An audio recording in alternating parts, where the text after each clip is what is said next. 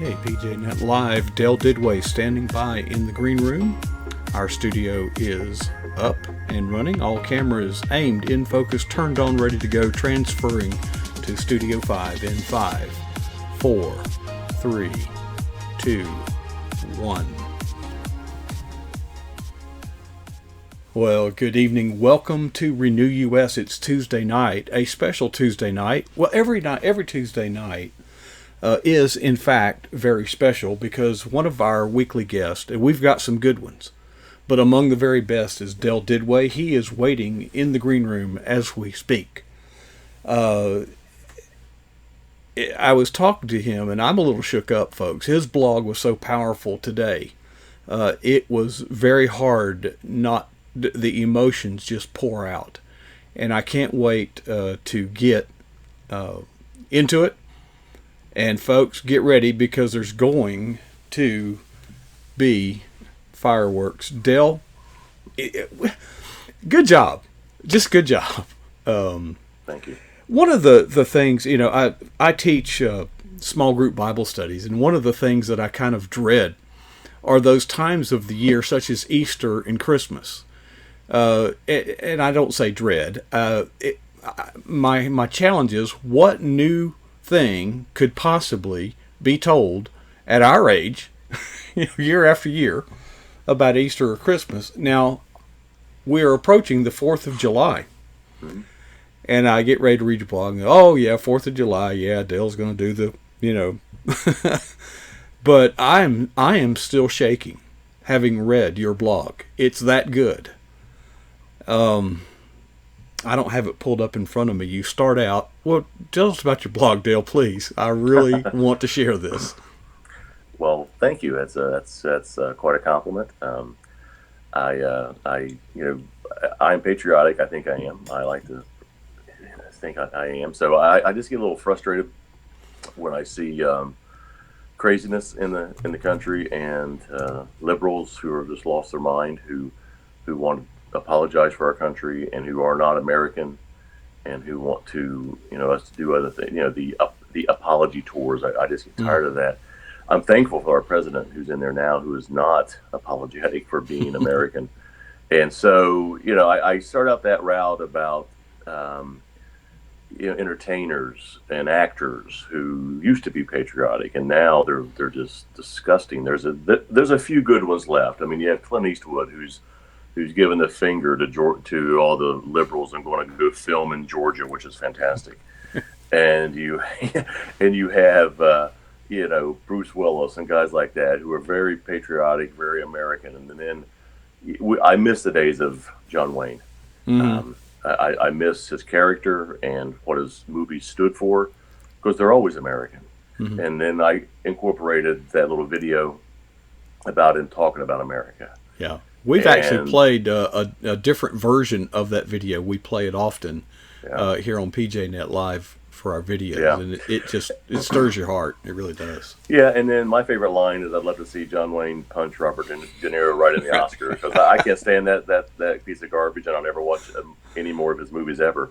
So, and then I get into entertainment, and we have entertainers today who need to keep their mouth shut and just sing.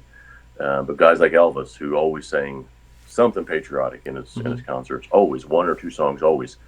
And then I just get into other things, and so I just talked about we tomorrow night at our church we'll have this huge fireworks display. I mean, it's really amazing in our little town of just several hundred people in our little village, but there will be literally 10,000 people at our church tomorrow night watching our fireworks display, and so. So I, being in the patriotic mode, I like to give history lessons sometimes, and one of my favorite history lessons is how Francis Scott Key wrote the Star Spangled Banner and the inspiration behind it and the story behind it, because a lot of people don't even know. Mm-hmm. And then you have cowards like Colin Kaepernick who won't even stand for this poem. So I list the entire poem because a lot of folks don't even realize how long and beautiful that poem is. So I recite the entire poem. And give a little history lesson about it. So it kind of fires me up too. Well, and I, I'm glad you did because I was unaware of subsequent verses or stanzas, whatever you call it in music. But sort of like in the Baptist hymnal, if you're writing a song and you intend it to be in the Baptist hymnal, don't put anything important in the third verse because it's 1, 2, 4. I don't know how other denominations do it, but I guess there's just nothing significant in verse 3 of a 4-verse song, according to the Baptist practice anyway, the way it's done. It was neat that you brought out. I did not know the story of Pat Tillman. Mm-hmm. Oh yeah, Pat Tillman, a very accomplished player for the Cardinals, great legacy in college. When 9/11 happened, he joined. He said, the NFL can wait. Mm-hmm. My money can wait. I'm going to go fight for this country. And he died.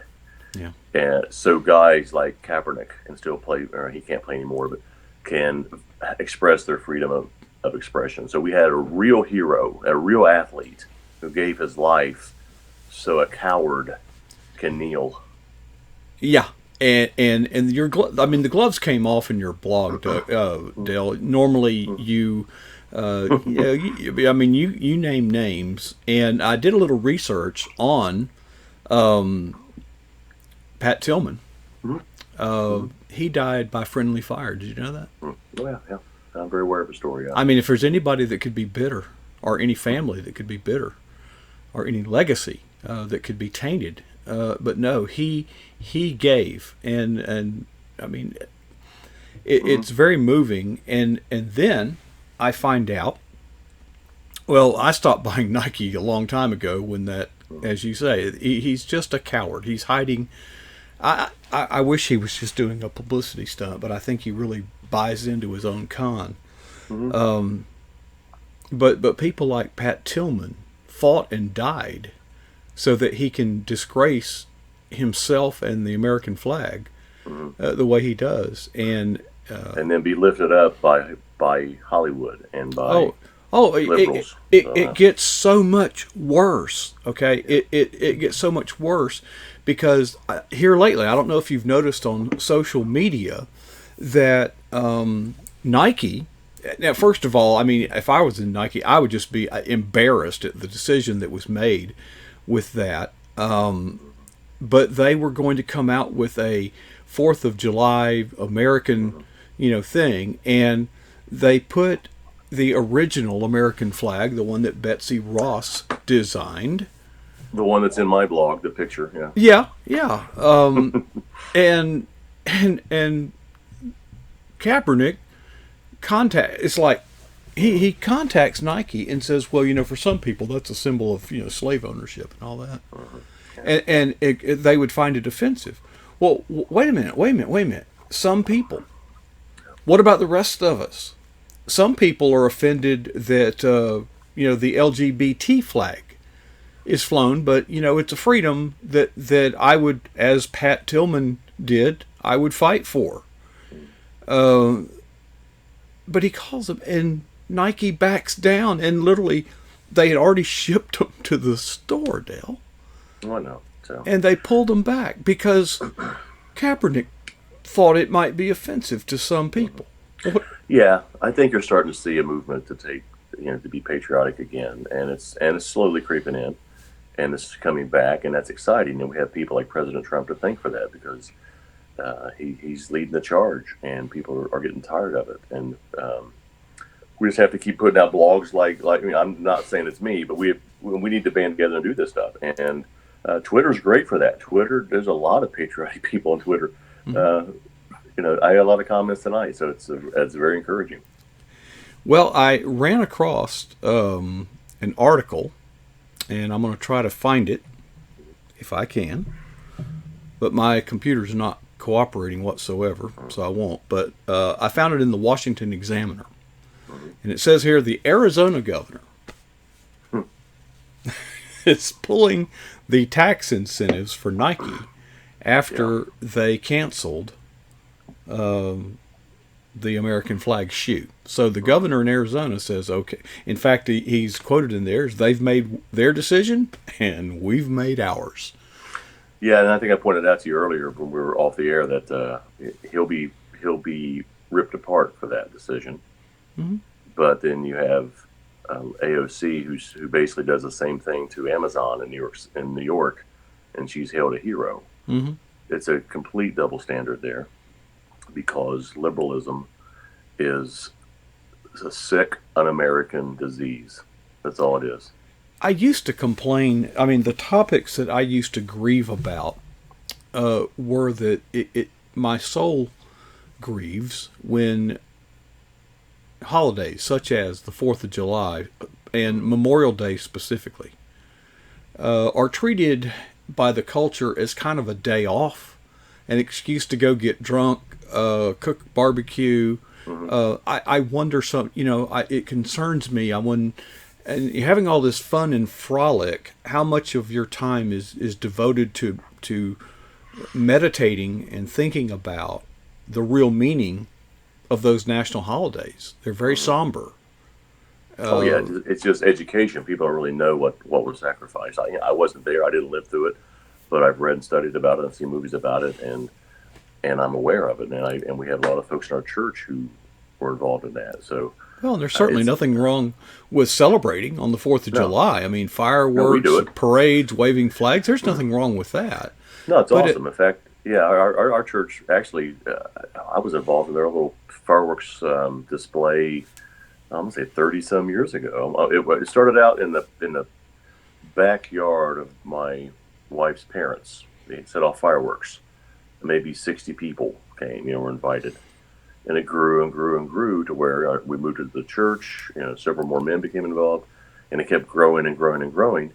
And now our volunteers are from the church. And I did it for a long time, and then my son did it for a long time. They have to be trained by the state now, and it's because we set off professional fireworks. So what started out in the backyard of about 50, 60, 75 people, tomorrow night in our little valley, there'll be close to 10,000 people here. So it's grown that big, and we celebrate our country. We have a big patriotic service, and we're proud to be Americans. We're not going to apologize for it. Now, your church does this as a church. Is that correct? Okay. Yeah. Now, we set off the fireworks. Our assistant pastor puts it to synchronizes it to music. It lasts about 45 minutes.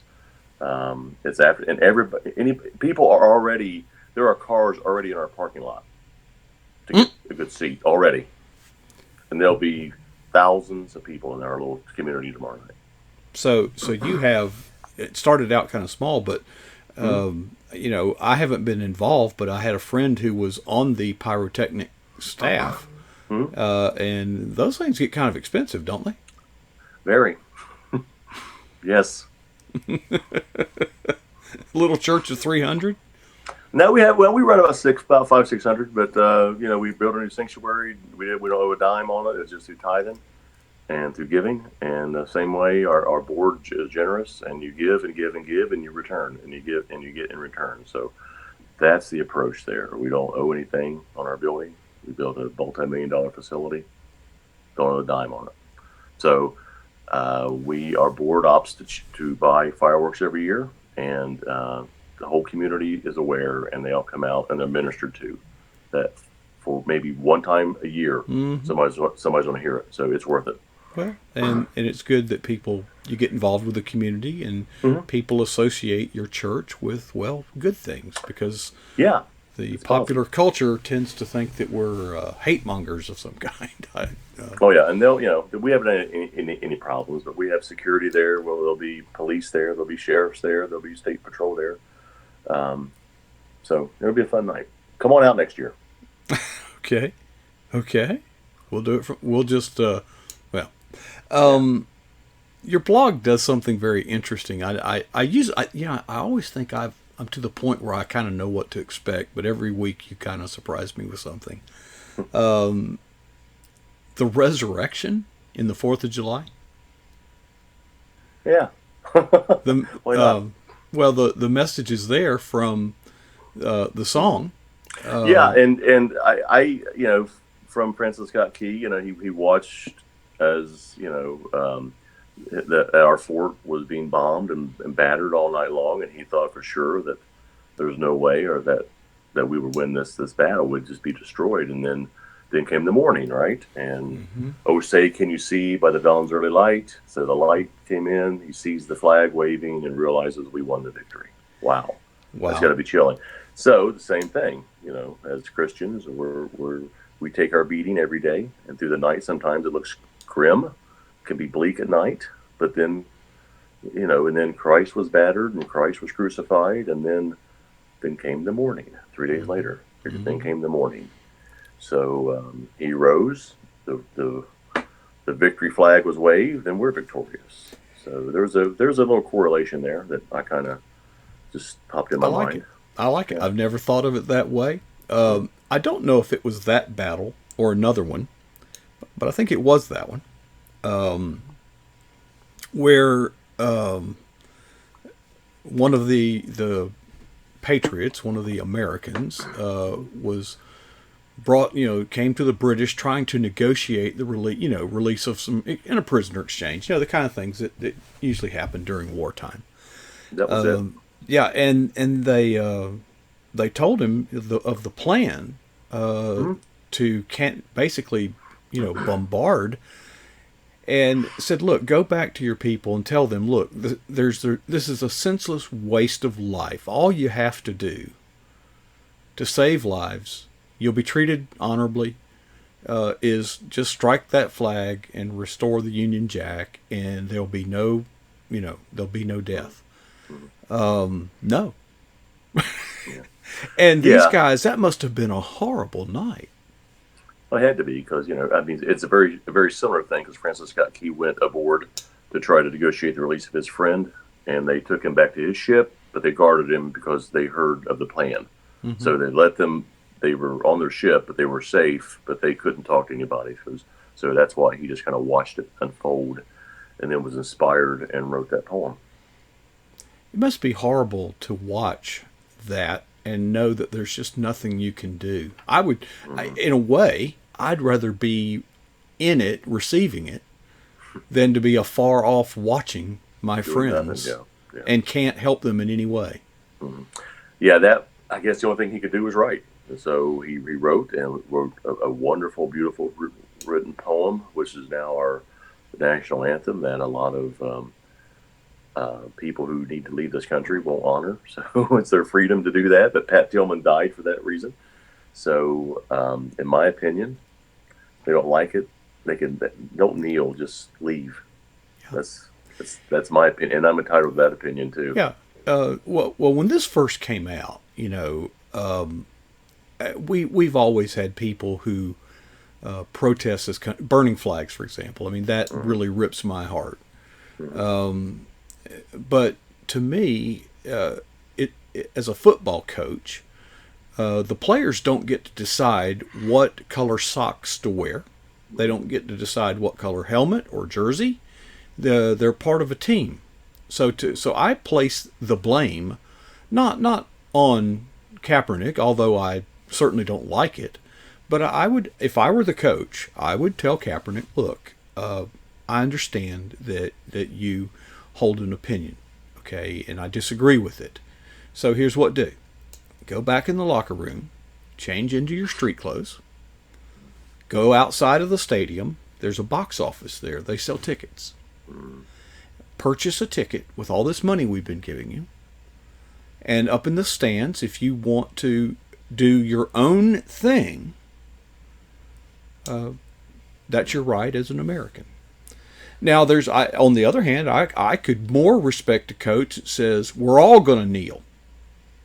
I as much as I would hate that, I would respect that coach more, because then I could decide which games not to watch, and I could watch the other games. Yeah. Where right now I don't watch any NFL, and I love football, Dale. I mean, football has meant so much in my life, and I just hate it. And again, that's starting to come back too. You're seeing less people kneel, and because I think the players who were doing it thought it would be as big snowball effect, and it kind of just fizzled out. And there are just a few idiots out there that still do it, and they want the attention because their career is either fledgling or they need more money, so they want attention to get more money. So, but you're starting to see that dwindle, and people are fed up with it. But I think a great thing for Kaepernick would be to be a public speaker and go talk to a bunch of Navy SEALs about why he does that. I think it would be awesome. Yeah, great idea. It is a good idea. I would sponsor that. Yeah, I would. Yeah, I would encourage him to go there. Yeah. Well, Dale, I'm still. I mean, it was late when I got home, and I'm still just trying to process some of the deep thoughts and the passion in your heart is just, poured out between every line, and I can see it. And I'm glad you. Well, it took a little courage to do that, because you could have just done a nice history of the 4th of July, Yeah, I know, a little fluff piece. Yeah. Yeah, you could have done a powder puff, but you chose a path that will probably earn you some. You'll get some spankings. That's fine. But that's fine. It's good. Yeah. Next week, we might be doing something a little different. You said. I'm hoping to. I don't cat out of the bag, but I'm hoping to do this show from the All-Star game. I'll be in Cleveland, and if we can work out the. When you say the All-Star game, is that baseball? Forgive me, Taylor. Okay, that's why I don't know anything. Sorry, the Major League Baseball game's in Cleveland. I'll be going up there for a few days, and hopefully, the Wi-Fi will work, and we can do it from the press box. So we'll see. Yeah. Well, take your little tripod or something to hold it sideways, or take some duct tape. Well, we can do it that way. So. Okay, yeah. We're going to try to pull that off, and I got to get off to see if I can do it. MLB may not let me, but I don't see a reason. I don't see why not. But we'll definitely check in with the appropriate people on that, and see. I don't think they'll mind, because it's free publicity for them. So. Yeah, well, you do what you got to do. And then. And then we have our book launch coming up real soon. We're getting excited about that. And there's a few folks, if they're listening, I don't see who's on, but there's a few folks who've expressed interest, who sent me messages about doing the launch team. I just put out a tweet. If you can do that, I just put out a tweet about the new book. Just retweet it, and then I'll be sending out some information to those folks who sent me a message here in a day or so. I really appreciate their involvement, and it's exciting. And I appreciate your help and the endorsement and everything. So we're excited about it. That's in a couple of weeks, and we're getting some good feelings about it. A lot of good response on it. Some folks we know, or several people have already pre-ordered the book. So the book he's referring to is First Down Devotions. First Down Devotions. Yeah, it's piggybacking off of Dugout Devotions, which is right here. And I didn't turn your picture around, so it's backwards. That's okay. We talked about that. I said, remind me or I'll forget, and I meant it. If I hold it upside down, maybe that one. No, hold it up to a mirror. Yeah.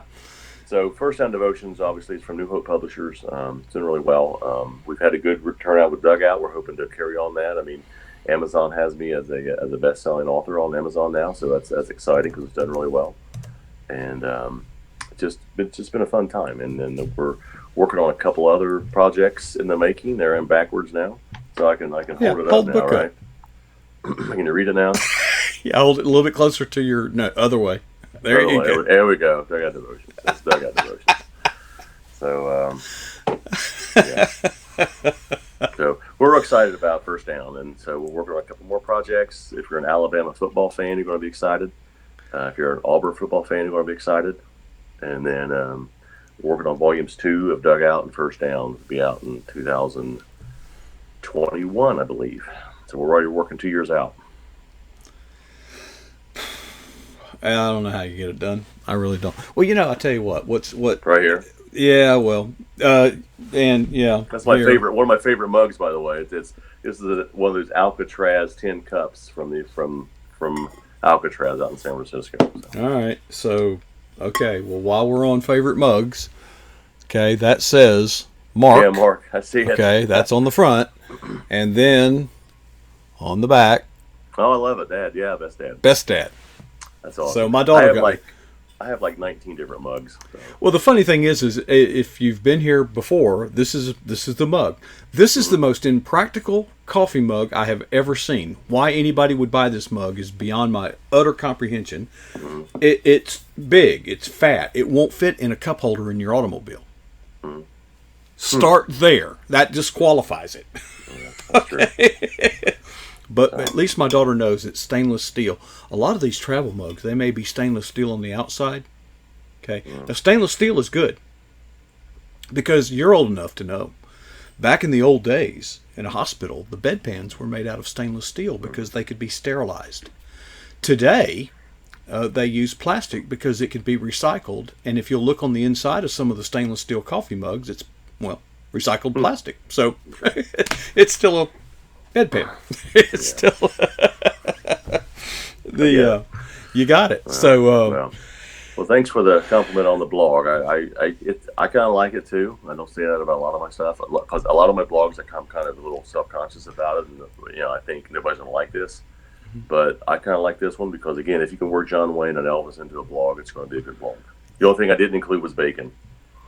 Yeah, and you mentioned Tebow and some, but folks, it's right there on your screen. www.deldidway.com. Use how it's spelled on the screen. Do not attempt this from home. Just do it the way it's on the screen. Oh, Dale. Well, listen, I can't wait till next week from the All-Star game. Can't wait. Another thing. Shout out to Dale. We're really having a great time with Michelle. She'll be here tomorrow night. But you introduced us to her from from New York. Yeah, from New York, and she is really. We are having so much fun, and it just gets better and better and better. So you're a champ, Dale. I'm going to go read your blog again and again and again. You're going to have a hard time outdoing yourself on that one. But thanks not only for your time you spend here, Dale, but thanks for your message and your ministry out there, because that's what that's what we do here. So we appreciate you, bro. Well, have a great 4th of July. All right, man. Appreciate you. Folks, you really do need to go read that blog if you have not done so. You can't read that without getting really, really stirred up about being a patriotic, God-fearing American. And Dale Didway is championing that message. He's the greatest, and you saw him right here on PJNet Live.